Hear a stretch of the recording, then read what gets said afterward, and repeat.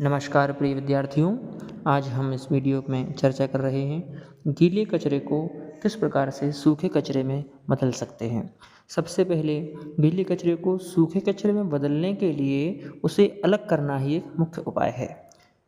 जैसे गीले कचरे में क्या क्या आ जाता है, खाने की वस्तुएं हैं, छिलके हैं और जैविक पदार्थ होते हैं जिन्हें खाद या बायो एनर्जी के लिए इस्तेमाल किया जा सकता है।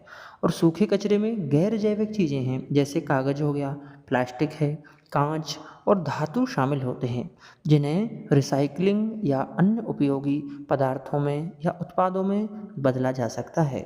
इन दोनों को अलग रखना महत्वपूर्ण है ताकि गीले कचरे को कंपोस्ट किया जा सके और सूखे कचरे को रिसाइकिल किया जा सके।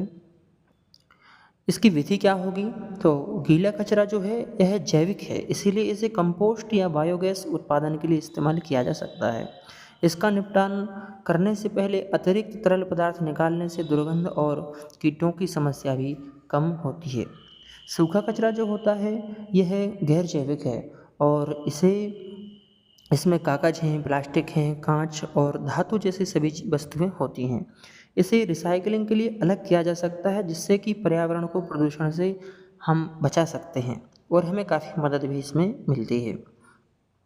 महत्वपूर्ण सुझाव या हम समाधान की चर्चा करते हैं इसमें। तो जो गीला कचरा होता है वह जैविक होता है और जैसे कि फलों और सब्जियों के छिलके हैं, बचा हुआ भोजन है जो सड़ सकता है, उसको हम खाद में बदल सकते हैं।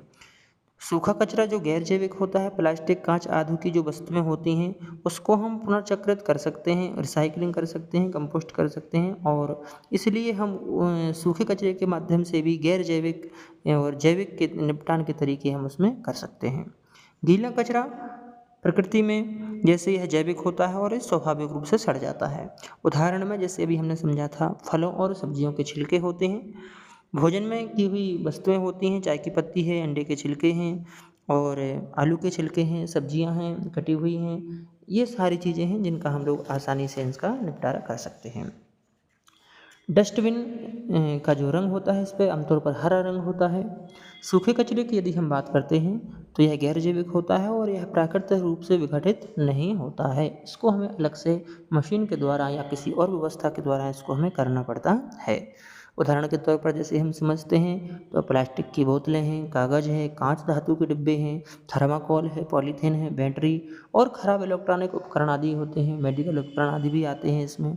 इसका निपटारा करने के लिए हमें पुनर्चक्रण ही इसका करना पड़ता है, जिससे फिर हम इससे नई वस्तुएं बना सकते हैं। इसमें नीला जो है डस्टबिन का रंग होता है, इसलिए हम इसको अलग अलग दोनों डिब्बों में रखते हैं। गीले कचरे को अलग रखते हैं और सूखे कचरे को अलग रखते हैं।